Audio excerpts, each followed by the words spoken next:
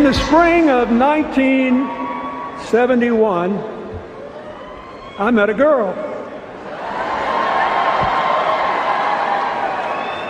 The first time I saw her, we were, appropriately enough, in a class on political and civil rights.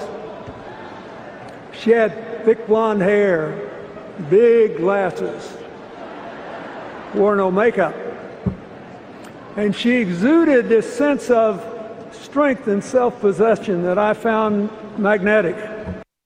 Bill Clinton speaking last night at the Democrat convention in Philadelphia. Some have gone so far as to say he was trying to make Hillary seem more human. Now, as you take a look at her polling numbers, with Secretary Clinton's unfavorables at an all-time high, did Bill Clinton and his reminiscences help to turn her image around? A reminder that you can join in on our conversation. You can call us at 1-877-NEWSMAX. That's 1-877-639-7629. To talk more about this, we're very pleased to welcome from Newsmax, Washington, Brent Budowsky. Brent's a columnist for The Hill. And, of course, alongside me now, Skyping in, telecommuting, the host of this program, my tag team partner this week, Steve Malzberg. Steve, President Clinton last night, what about it? You know, I hearken back to '08 when Bill Clinton famously said of then candidate Barack Obama that his whole story is one big fairy tale. Well, he spun a fairy tale last night. And not only did he spin a fairy tale, but imagine the nerve, the gall, the chutzpah to stand there. How dumb does he think the American people are to hear him tell about that the Clinton marriage is a love story, and to say how he met a girl and he pursued her when, my God, I mean, how many stories about women are there with Bill Clinton? How many problems which he glossed over? He skipped 4 years with Monica Lewinsky, with lying under oath, with being impeached, with the whole thing, and he expects the American people to just accept this? Fairy tale 101. All right, well, let's find out from Brent Budowsky. I think, Brent, you might have a little different assessment. Yeah, I was kind of hoping that my friend Steve would be talking about Donald Trump endorsing Putin-Gates Russian espionage against America. We will. Oh, yeah, we'll get there. I was surprised, or at least we could talk about the Aroldis Chapman trade that hurt the Mets and the Yankees. No, I think Bill did a very good job. I think that what he did was indeed to humanize and make her a real person.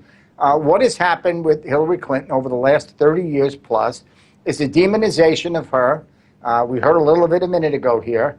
And I think it's something that was useful and helpful for Bill Clinton to do. So I thought he did a very good job. She is a human being. And I think we have to learn in our politics today to stop demonizing and hating our political opponents. And I think Bill did a very good job of making her human. And as a side benefit, I learned a few good lines for a future date that I'm going to use sometime. Okay. Well, I tell you what, let's go back to Mr. Clinton's speech last night and listen to other things he had to say about his spouse. You could drop her into any trouble spot. Pick one. Come back in a month, and somehow, some way, she will have made it better. That is just who she is. There are clear, achievable, affordable responses to our challenges. But we won't get to them if America makes the wrong choice in this election. So, Steve, you could drop her in anywhere and she'd make it better? Well, he said she's a change maker, so maybe he means put her behind the cashier at a supermarket, since she's a great change maker. Yeah, drop her in Libya. She did great there. Drop her in the Arab Spring. She did great there. Drop her in Russia. She did great there. Just keep dropping her. I mean, this is ridiculous. This is a fairy tale to the ignorant. It takes for granted that the public is ignorant. That's what the Democrats and the DNC, by the way, think of the American people. Well, let's turn to our friend Brent, who obviously is our Democrat in this discussion. Now, I'm just interested, Brent, give us the tangible improvements. Well, I tell you what, for time, just one. Just one tangible improvement that Mrs. Clinton brought to our foreign policy as Secretary of State.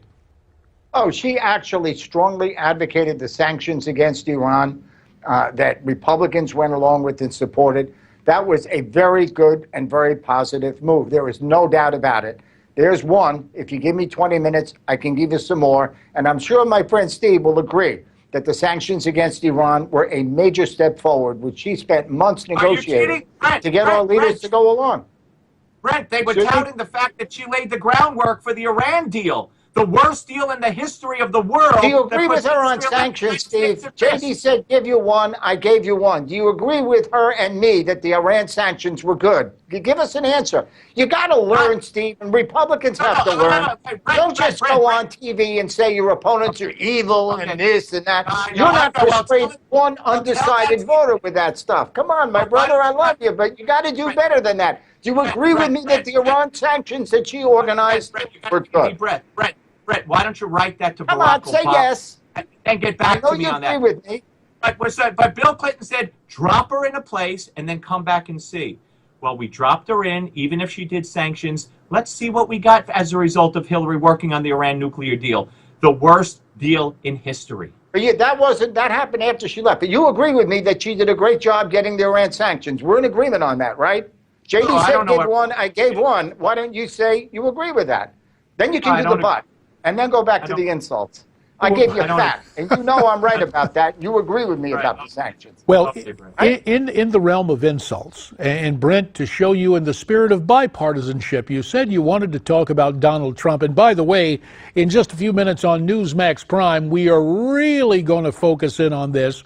But you were setting up a line that Mr. Trump was using this morning really against the media, only citing the first half of that as if he was making a serious invitation and offering a wish that Russia, in fact, had the 30,000 some emails. Isn't there a distinction between sarcasm and a concrete promise? Oh, look, and Donald has spent the last several hours twisting and turning on what he actually said. Take a look at the piece I wrote on the Hill, which is up there right now, put up there today, about Trump endorses, supports, call it what you will, what I call Putin-gate, which is espionage against America. There's only one answer to that. It's illegal, it's criminal, and it's wrong, okay? And I think the problem that Trump has is that Vladimir Putin wants him to become president because Donald Trump, and I'm sure Malzberg would agree with me at least on this, Putin, if he invades Europe, Donald Trump is not sure that he will defend Europe. And as I wrote in my piece about Putin-gate, which is like Watergate, breaking in to get the DNC information. I know how much Trump likes Nixon. He imitated Nixon by supporting Putin, acting like Nixon, except he's doing it with cyber. But what you have is a Republican nominee who Ronald Reagan is screaming in heaven, don't ever elect a president that says if Russia invades Europe, we will not defend Europe. That is absurd and wrong. Brent, right? Here's your problem. If you took you agree a poll, with me on that, right, guys?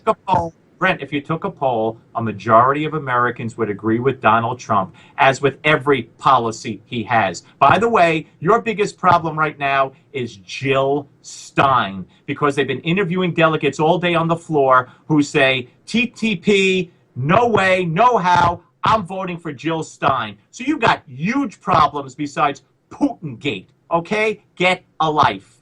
All right, we're going to give you... Okay, Brent, you got 30 seconds. Go ahead. Are you agreeing with me, Steve, that Ronald Reagan was right, and if Russia invades Europe, we will defend them, which Donald Trump disagrees with because he wants to be the candidate of Vladimir Putin, which he is. Now, Steve, a good conservative like you has to agree with me that we defend Europe from a Russian invasion. Reagan, Thatcher, every Democrat, every Republican, every conservative, every liberal, every Tory, every country, and every democracy agrees with me. Now, surely you will join all of us and defend Europe against invasion.